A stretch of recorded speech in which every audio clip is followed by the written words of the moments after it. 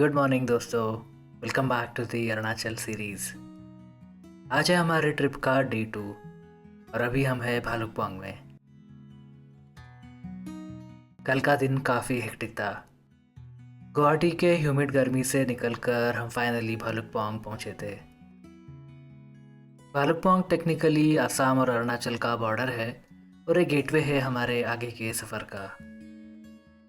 आज हम यहाँ से निकलकर पोमदिला की तरफ जाएंगे और रास्ते में काफ़ी इंटरेस्टिंग प्लेसेस एक्सप्लोर करेंगे। अल्टीट्यूड बढ़ने वाला है, ठंड बढ़ने वाली है और व्यूज़ तो नेक्स्ट लेवल होने वाले हैं। हमने होमस्टे में ब्रेकफास्ट कर लिया है और गाड़ी तैयार है, तो चलिए शुरू करते हैं आज का सफ़र। भालुकपोंग से निकलते ही हार्डली 5 से 6 किलोमीटर की ड्राइव थी और हम पहुंच गए अपने पहले स्टॉप पर, टिपी ऑर्किड रिसर्च सेंटर।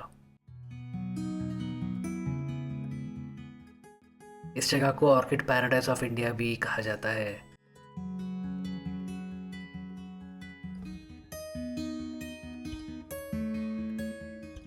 अंदर एंटर करते ही सबसे बड़ा अट्रैक्शन मिलता है, ग्लास हाउस ऑर्किडेरियम। ये एक ग्रीन हाउस स्टाइल बिल्डिंग है जहां ऑर्किड्स को एक परफेक्ट ट्रॉपिकल एनवायरनमेंट दिया जाता है।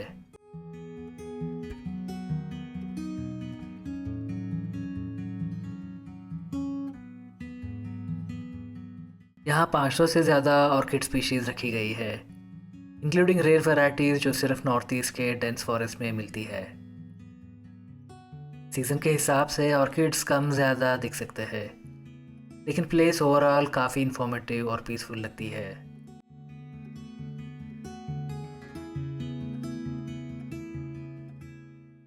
सेंटर के बिल्कुल बगल से बह रही है ये शानदार नदी, कमेंग रिवर।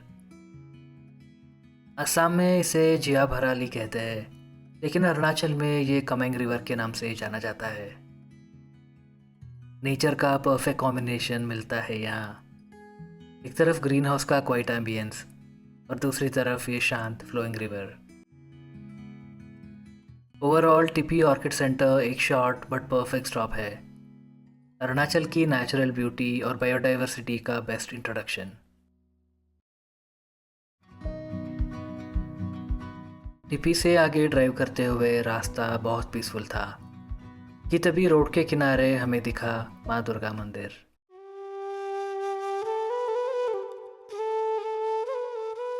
पहाड़ों के अनप्रेडिक्टेबल रास्तों पर आगे बढ़ने से पहले डिवाइन ब्लेसिंग्स लेना सही लगा। अंदर का एटमॉस्फेयर काफ़ी शांत और पॉजिटिव था। माँ का आशीर्वाद लिया और अब हम तैयार है आगे के स्टीप क्लाइंब के लिए।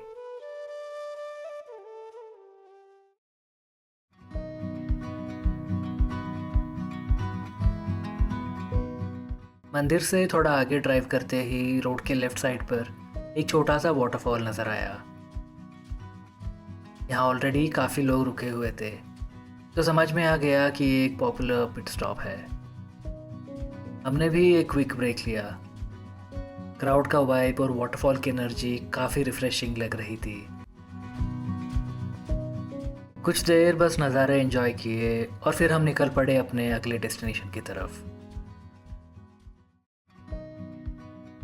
वाटरफॉल के बाद कुछ देर बाद रूट पर आता है नीचीपू टनल, एक इंजीनियरिंग मार्वल जो इस पूरी ड्राइव को और स्मूथ और सेफ बना देता है।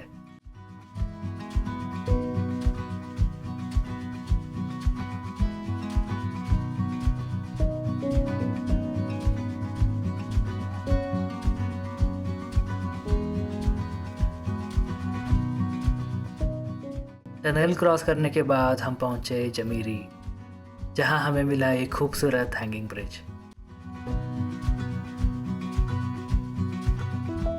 ये ब्रिज नीचे बह रही टेंगा रिवर के ऊपर बना है।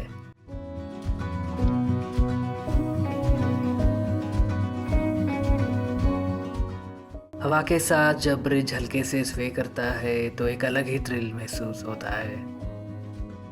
नॉर्थ ईस्ट में ऐसे हैंगिंग ब्रिज सिर्फ कनेक्टिविटी नहीं बल्कि यहाँ की पहचान है। It's simple, scary yet beautiful. Chamiri से थोड़ा आगे बढ़ने पर हमें मिला ये फेमस नाग मंदिर।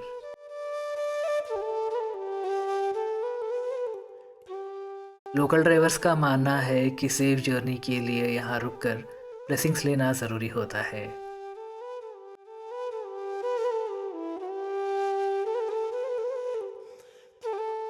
हमने भी यहाँ रुककर माथा टेका और आगे के सफ़र के लिए सेफ्टी की दुआ मांगी। कहते हैं विश्वास हो तो सफ़र आसान हो जाता है।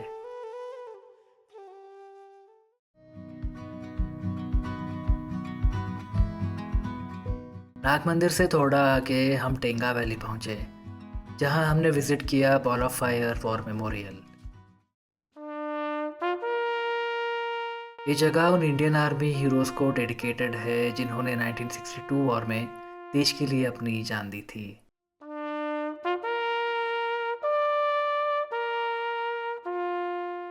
टैंक्स और मेमोरियल देखकर दिल में एक अलग ही प्राइड फील हुआ। कॉम्प्लेक्स के अंदर एक सोवेनियर शॉप भी है, जहाँ से आप आर्मी थीम्ड कैप्स या मग्स जैसे कुछ मर्चेंडाइज ले सकते हैं।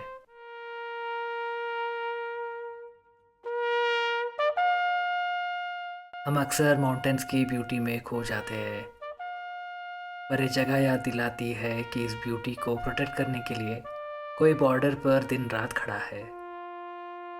अ true salute to our brave hearts.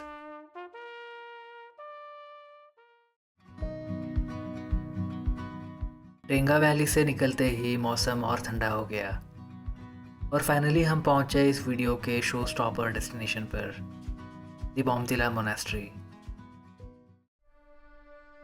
Tibetan architecture का ये मास्टरपीस दूर से ही इम्प्रेस कर देता है। बाहर लगे इन प्रेयर व्हील्स को देखकर ही एक अलग पॉजिटिव वाइब्रेशन मिलती है।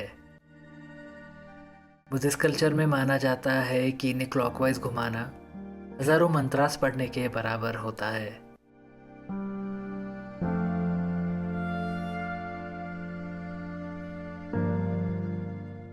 इस कॉम्प्लेक्स के अंदर कुछ रेजिडेंशियल बिल्डिंग्स भी है, जो दरअसल यहाँ के मॉन्क्स के लिए हॉस्टल और स्कूल है, जहाँ वो रहते हैं और अपनी पढ़ाई करते हैं। लेकिन असली मैजिक मेन टेम्पल के अंदर है।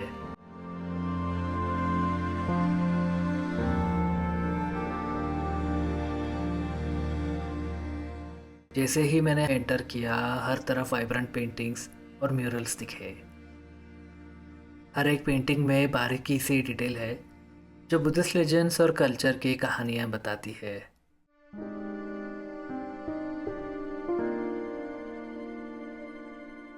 हॉल के बीच में लॉर्ड बुद्धा का एक ब्यूटीफुल स्टैचू है। यहाँ का एनवायरनमेंट सच में बहुत पीसफुल था।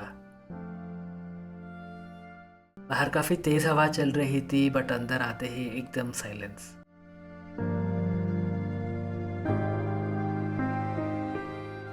It felt really good to just stand there for a moment. Tipi के ग्रीनरी से लेकर बोमदिला की इस शांति तक आज का सफर काफी मेमोरेबल रहा।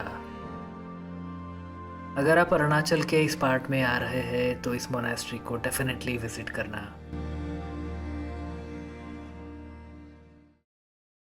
बोमदिला से निकलते ही हमें लोकल मार्केट दिखा। यहाँ फ्रेश फ्रूट्स, वेजिटेबल्स सब मिल रहा था, लेकिन यहाँ का ऑर्गेनिक राजमा सबसे ज़्यादा फेमस है।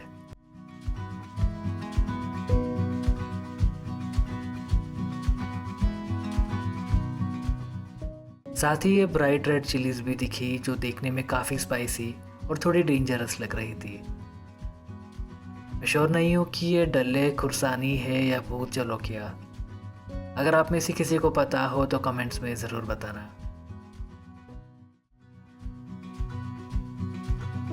लंच के लिए हम एक छोटे से लोकल रेस्टोरेंट में रुक गए।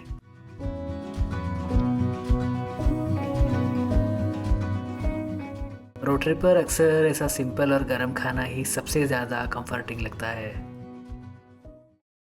तो इस वीडियो में हमने बालुकपोंग से बोमदिला तक का पूरा जर्नी कवर किया। लंच के बाद हम सीधे निकल पड़े दिरांग की तरफ, जहां हम एक्सप्लोर करेंगे दिरांग मोनास्ट्री और सांगती वैली और स्टे करेंगे एक होम स्टे में।